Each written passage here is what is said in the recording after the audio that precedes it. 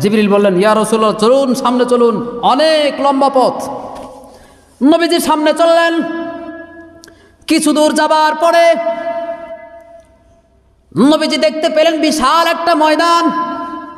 ময়দানের মধ্যে অনেকগুলো মানুষকে দাঁড় করানো আছে, আর তাদের প্রত্যেকের সামনে এক একটা ইয়া বড় দেহওয়ালা একজন ব্যক্তি দাঁড়ায় আছে। হাতে আছে ইয়া বড় হেমার, হাতুড়ি, বড় হাতুড়ি। এগুলোকে কি বলি আমরা? হেমার বলি না? হামার বলি। বড় বড় হামার নিয়ে দাঁড়িয়ে আছে, মাথার উপরে উঠাচ্ছে, আর এত শক্তি দিয়ে তাদের মাথায় আঘাত করছে যে তাদের মাথা থেকে পুরো শরীরটা চ্যাপ্টা হয়ে জমিনের সাথে দেবে যাচ্ছে। নাউজুবিল্লাহ। আল্লাহর হাবিব জিজ্ঞেস করলেন, ভাই জিবরিল, ওরা কারা যাদেরকে এই শাস্তিটা দেওয়া হচ্ছে? জিবরিল ডাক দিয়ে বললেন, ইয়া রাসূলুল্লাহ, ইয়া হাবিবাল্লাহ, ওরা হচ্ছে আপনার উম্মতের ওই সকল লোক যারা ফরজ নামাজের মধ্যে গাফিলতি করত। ফরজ নামাজে কি করত? গাফিলতি করত যারা, তাদেরকে শাস্তিটা দেওয়া হচ্ছে। এটা কিয়ামতের দিন হাসরের মাঠে তো শাস্তি তো একটা হয়তো শুনানি হবে, হয়তো জান্নাতি অথবা জাহান্নামী একটা ফয়সালা হবেই। ওই ফয়সালা হওয়ার আগেই এগুলো অগ্রিম শাস্তি দেওয়া হচ্ছে। নাউজুবিল্লাহ। ফরজ নামাজে যারা কোতাহি করত, অলসতা করত, গাফিলাতি করত, নফল তো দূরের কথা, ফরজ নামাজে যারা গাফিলাতি করত, মুহতারাম হাজরিন, আল্লাহ আমাদের কাছে শুধু একটা নামাজ চান, কিছু চান না, নামাজটা চান। আল্লাহর হাবিব সারা জীবন শুধু সাহাবীদেরকে বলে গেছেন, উম্মতদেরকে বলে গেছেন, নামাজ, নামাজ, নামাজ। মৃত্যু শয্যায় শায়িত মালাকুল মউত তার শিয়রে বসা আছে, সাহাবীদেরকে ডাক দিয়ে বলছেন যে, ও আমার সাহাবীরা, ও আমার উম্মতেরা, আসসালাত, আসসালাত ওমা মালাকাত আইমানুকুম, নামাজ, নামাজ ছাড়া যাবে না, নামাজ পড়ো হে আমার উম্মতেরা। মৃত্যু শয্যায় শায়িত, তারপরও বলেছেন। কেন? আল্লাহর কাছে সব ইবাদতের চেয়ে নামাজটা সবচেয়ে বেশি প্রিয়। আল্লাহ আমাদের কাছে ছোট্ট একটা ইবাদত চান, নামাজ। এই যে আমরা কত বড় নিমক হারাম, একটু হিসাব করে দেখি। নামাজ ছাড়লে আল্লাহ যে কিয়ামতের দিন, হাদিসে এসেছে, কিয়ামতের দিন সর্বপ্রথম আল্লাহ নামাজের হিসাব নেবে। আউয়ালু মা ইউহাসাবু বিহিল আবদু ইয়াউমাল কিয়ামাতি আস-সালাহ। কিয়ামতের দিন সর্বপ্রথম হিসাব হবে নামাজের।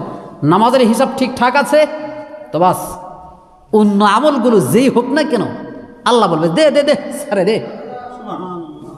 নামাজ ঠিক আছে তো বাস, দান সৎকা একটু কম কাম করেছি, আল্লাহ কয় দে সারে দেগা, পার হয়ে যাক গা।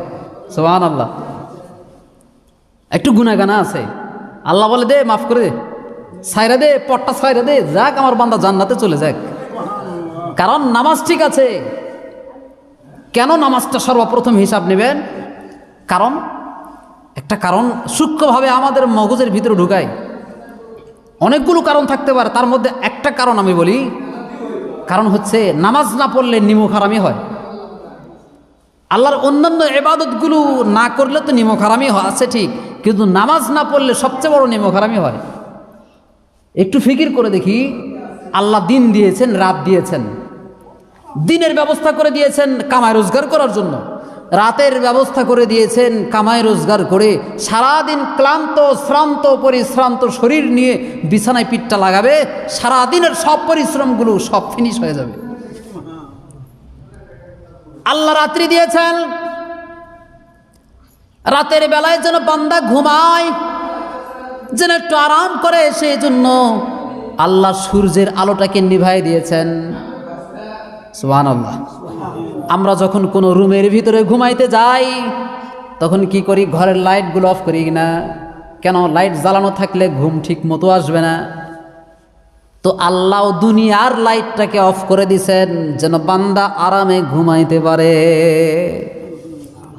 শুধু তাই নয়, ঘুমটা যেন আরামদায়ক হয়, তৃপ্তিদায়ক হয়, সেজন্য আল্লাহ রাতের বেলায় চাঁদ দিয়েছেন, চাঁদের স্নিগ্ধ আলো, আবার তারকারাজি দিয়েছেন যেন বান্দা ওগুলো দেখতে দেখতে, ওগুলোর ফিকির করতে করতে বিভোর হয়ে ঘুম পেরে যায়।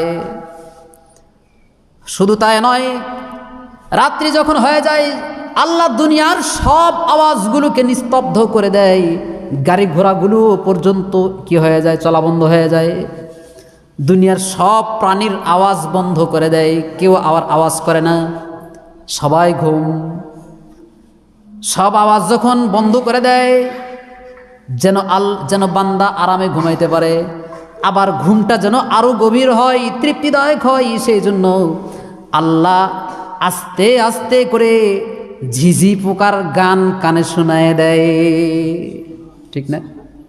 ঝিঝি পোকা অনেক দূর থেকে ঝিঝি করে ডাক দেয়, কেমন যেন দূর থেকে কে যেন বাঁশি বাজাচ্ছে, ঠিক না? গভীর রাতে যখন এরকম, আমি যখন মাদ্রাসায় শুরুতে পড়তাম, নিচের ক্লাসগুলোতে পড়তাম, সর্বপ্রথম পড়েছিলাম নওগাঁতে। নওগাঁ একেবারে বর্ডার এলাকায় একটা মাদ্রাসা আছে, অনেক বড় মাদ্রাসা। আমার থাকার সিট ছিল, আবাসিক সিট ছিল হচ্ছে 3 তলায়। রাত্রিবেলায় ঘুমাইতে যাইতাম। মাদ্রাসার পাশেই হচ্ছে সাঁওতাল পাড়া, সাঁওতালদের এলাকা। সাঁওতাল চিনেন নি?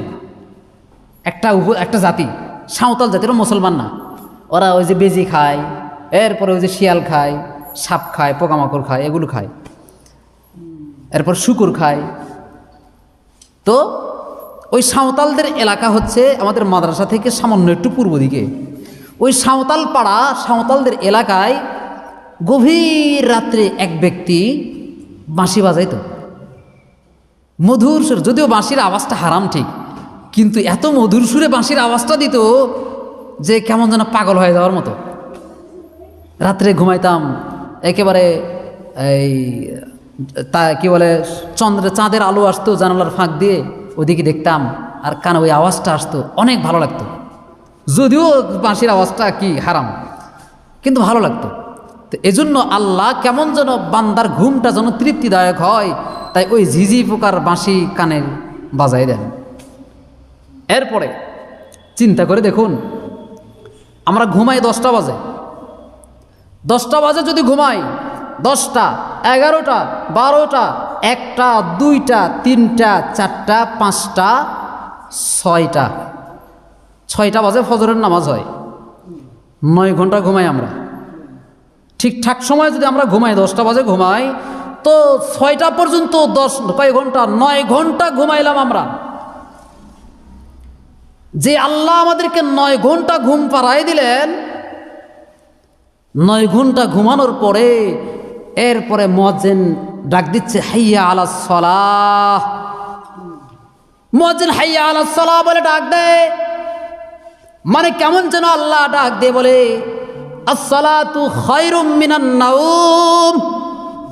রে বান্দা, 9টা ঘন্টা ঘুমাইলি, তোরা ঘুম পাড়ায় দিলাম, আর ঘুমাইস না।